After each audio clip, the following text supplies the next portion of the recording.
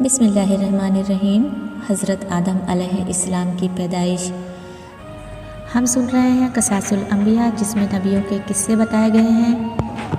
اور یہ ویڈیو بنانے کا مقصد یہی ہے کہ دین کی باتیں ہر کسی کو معلوم ہونی چاہیے،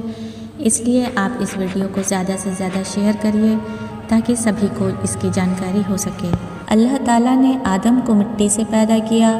اور ان کا خمیر تیار ہونے سے پہلے ہی اس نے فرشتوں کو یہ خبر دی کہ وہ بہت جلد مٹی سے ایک مخلوق پیدا کرنے والا ہے جو بشر کہلائے گی اور زمین میں ہماری خلافت کا شرف حاصل کرے گی۔ آدم کا خمیر مٹی سے گوندھا گیا اور ایسی مٹی سے گوندھا گیا جو نت نئی تبدیلی قبول کرنے والی تھی۔ جب یہ مٹی پکی ٹھیکری کی طرح آواز دینے اور کھنکھنانے لگی تو اللہ تعالیٰ نے اس مٹی کے پتلے میں روح پھونکی اور وہ ایک ہی وقت میں گوشت پوست ہڈی پٹھے کا زندہ انسان بن گیا اور ارادہ، شعور، حصے، عقل اور وجدانی جذبات و کیفیات کا حامل نظر آنے لگا۔ تب فرشتوں کو حکم ہوا کہ تم اس کے سامنے سجدے میں گر جاؤ۔ فوراً تمام فرشتوں نے ارشاد کی تعمیل کی، مگر ابلیس جو کہ شیطان تھا، گھمنڈ میں اور سرکشی کے ساتھ صاف انکار کر دیا۔ اللہ تعالیٰ نے اگرچہ غیب کا علم رکھنے والا اور دلوں کے بھیدوں تک کو جاننے والا ہے اور ماضی، حال اور مستقبل یعنی بھوت، ورتمان، بھوش سب اس کے لیے برابر ہیں، مگر اس نے امتحان و آزمائش کے لیے ابلیس سے سوال کیا، اس بات نے تجھ کو جھکنے سے روکا جبکہ میں نے حکم دیا تھا؟ سورہ اعراف میں اس کا ذکر ہے۔ ابلیس نے جواب دیا، اس بات نے کہ میں آدم سے بہتر ہوں، تو نے مجھے آگ سے پیدا کیا اور اسے مٹی سے۔ سورہ اعراف میں اس کا ذکر ہے۔ شیطان کا مقصد یہ تھا کہ میں آدم سے افضل ہوں، اس لیے کہ اللہ نے مجھ کو آگ سے بنایا اور آگ بلندی اور برتری چاہتی ہے، اور آدم خاکی مخلوق، بھلا خاک کو آگ سے کیا نسبت؟ میں تمام حالتوں میں آدم سے بہتر ہوں، اس لیے وہ مجھے سجدہ کرے، نہ کہ میں اس کے سامنے سجدہ کروں۔ مگر بدبخت شیطان اپنے گھمنڈ میں چور ہونے کی وجہ سے یہ بھول گیا تھا کہ جب تم اور آدم دونوں اللہ کی مخلوق ہو تو مخلوق کی حقیقت خالق سے بہتر خود وہ مخلوق بھی نہیں جان سکتی۔ وہ اپنے گھمنڈ اور غرور میں یہ نہ سمجھ سکا کہ مرتبہ اور بلندی اور پستی اس مادے کی بنیاد پر نہیں ہے جس سے کسی مخلوق کا خمیر تیار کیا گیا ہے، بلکہ اس کی ان صفتوں پر ہے جو کائنات کے پیدا کرنے والے نے اس کے اندر رکھ دیے ہیں۔ بہرحال شیطان کا جواب چونکہ گھمنڈ اور غرور کی جہالت پر قائم تھا،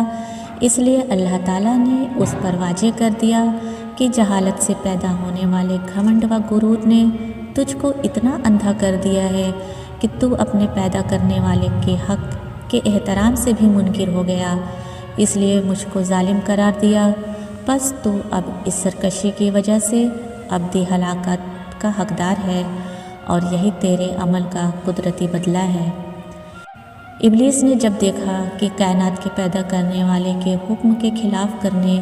تکبر اور اللہ پر ظلم کے الزام نے اللہ رب العالمین کے آغوش و رحمت سے مردود اور جنت سے محروم کر دیا، تو توبہ اور ندامت کی جگہ اللہ سے یہ درخواست کی کہ قیامت آنے تک مجھ کو مہلت دے اور اس لمبی مدت کے لیے زندگی کی رسی لمبی کر دے۔ اللہ کی حکمت کا تقاضا بھی یہی تھا، اس لیے اس کی درخواست منظور کر لی گئی۔ یہ سن کر اب اس نے پھر ایک بار اپنی شیطانی کا مظاہرہ کیا اور کہنے لگا، جب تو نے مجھ کو مردود کر ہی دیا ہے تو جس آدم کی بدولت مجھے یہ رسوائی نصیب ہوئی، میں بھی آدم کی اولاد کی راہ ماروں گا اور ان کے سامنے، پیچھے، آس پاس اور چاروں اور سے ہو کر ان کو گمراہ کروں گا اور ان کی اکثریت کو تیرا ناشکر بنا چھوڑوں گا۔ البتہ تیرے مخلص بندے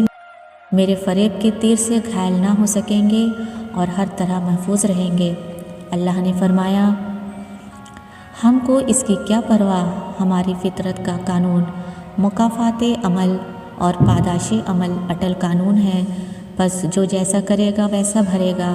اور جو بنی آدم مجھ سے روگردانی کر کے تیری پیروی کرے گا وہ تیرے ہی ساتھ میرے عذاب کا حقدار ہوگا۔ جا اپنی ذلت اور رسوائی اور خراب قسمت کے ساتھ یہاں سے دور ہو اور اپنی اور اپنے پیروکاروں کی ابدی لعنت یعنی جہنم کا انتظار کر۔ جیسا کہ پہلے بیان کیا گیا، جب اللہ تعالیٰ نے حضرت آدم علیہ السلام کو پیدا کرنا چاہا تو فرشتوں کو خبر دی کہ میں زمین پر اپنا خلیفہ بنانا چاہتا ہوں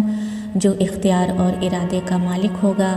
اور میری زمین پر جس کا تصرف یعنی استعمال کا حق حاصل کرنا چاہے گا کر سکے گا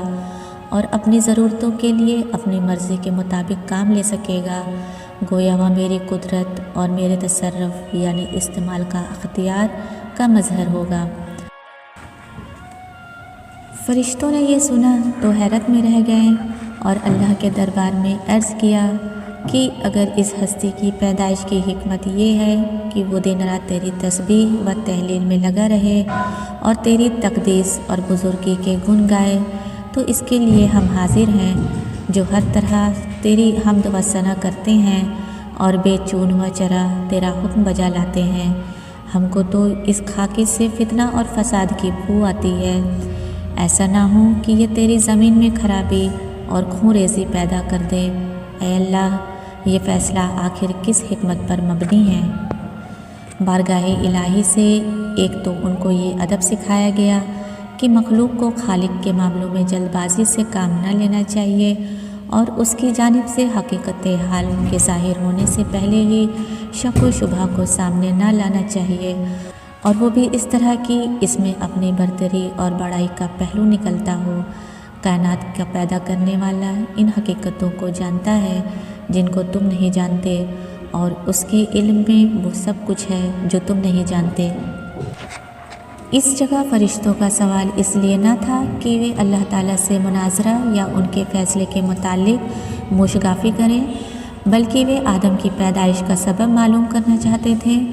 اور یہ کہ اس کو خلیفہ بنانے میں کیا حکمت ہے۔ ان کی خواہش تھی کہ اس حکمت کا راز ان پر بھی کھل جائے، اس لیے ان کے طرز ادا اور مقصد کی تعبیر میں کوتاہی پر تنبیہ کے بعد اللہ تعالیٰ نے یہ پسند فرمایا کہ ان کے اس سوال کا جواب جو ظاہر میں حضرت آدم علیہ السلام کی تحویر پر مبنی ہے، عمل و فعل کے ذریعے اس طرح دیا جائے کہ ان کو اپنے آپ آدمی کی برتری کو اور اللہ کی حکمت کی بلندی اور اونچائی کو نہ صرف ماننا پڑے بلکہ اپنی درماندگی اور عزت کا بھی بدیہی طور پر مشاہدہ ہو جائے۔ اس لیے حضرت آدم کو اپنی سب سے بڑی مرتبے والی صفت علم سے نوازا اور ان کو چیزوں کا علم عطا فرمایا، اور پھر فرشتوں کے سامنے پیش کر کے ارشاد فرمایا کہ تم ان چیزوں کے بارے میں کیا علم رکھتے ہو؟ ان کے پاس علم نہ تھا، کیا جواب دیتے؟ مگر اللہ سے قرب رکھتے تھے۔ سمجھ گئے کہ ہمارا امتحان مقصود نہیں ہے، کیونکہ اس سے پہلے ہم کو اس کا علم ہی کب دیا گیا کہ آزمائش کی جاتی، بلکہ یہ تنبیہ مقصود ہے کہ زمینی خلافت کا مدار تسبیح و تحلیل کی کثرت اور تقدیس و تمجید پر نہیں بلکہ علم نامی صفت پر ہے، اس لیے کہ ارادہ، اختیار، قدرت و تصرف اور قدرت کا اختیار علم کی زمینی صفت کے بغیر ناممکن ہے۔ بس جب کہ آدم کو اللہ تعالیٰ نے اپنے علم کی صفت پر مظہر بنایا ہے تو بے شک وہی عرض خلافت کا حقدار ہے۔ گویا حضرت آدم کو علم کی صفت سے اس طرح نوازا گیا کہ فرشتوں کے لیے بھی ان کی برتری اور خلافت کے حق کے اقرار کے علاوہ کوئی راستہ نہ رہا، اور یہ ماننا پڑا کہ بے شک یہ صرف حضرت انسان کے لیے موجود تھا کہ وہ زمین کا خلیفہ بنے اور ان تمام حقائق، معارف اور علوم و فنون سے واقف ہو کر نیابت الہی کا صحیح حق ادا کرے۔